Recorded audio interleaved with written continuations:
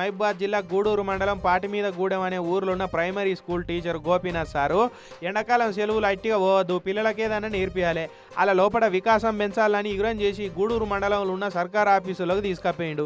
మొదలు సర్కార్ దవాఖానలో తీసుకుపోయి పిల్లగాళ్ళకు చూయించిండు.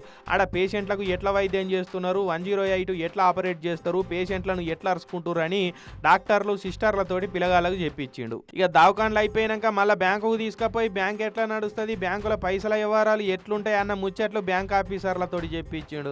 ఇక అట్లనే పోలీస్ స్టేషన్ తీసుకుపోయి ఆడ కేసులు ఎట్లా పెడతారు, ఎఫ్ఐఆర్ అంటే ఏంది, రిమాండ్ అంటే ఏంది, సెక్షన్లు అనేటి ఏంటి, పబ్లిక్ భద్రతకు పోలీసు వాళ్ళు ఎట్లా పనిచేస్తారు అన్నదంతా పోలీస్ సార్లతో చెప్పించిండు. ఇక అట్లనే మీ సేవ కేంద్రం కాడికి తీసుకుపోయి సర్కారు సేవలకు ఎట్లా దరఖాస్తు చేసుకోవాలి, మీ సేవలో ఏమేం పనులు చేస్తారో వాళ్ళతో చెప్పించిండు.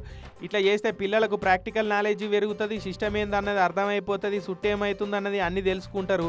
అందుకే పిల్లలను సొంత ఖర్చుతోటి తీసుకుపోయి అన్ని చూపిస్తున్నా అంటున్నాడు గోపీనాథ్ సారు. పిల్లలకు విజ్ఞానం పెంచుతందుకు సార్ చేస్తున్న పనిని తారీఫ్ చేయకుండానైతే ఉండలేం కదా. ఇక అటు ఊరోళ్ళు కూడా సార్ చేస్తున్న పనిని చూసి మస్తు మెచ్చుకోబట్టిరట.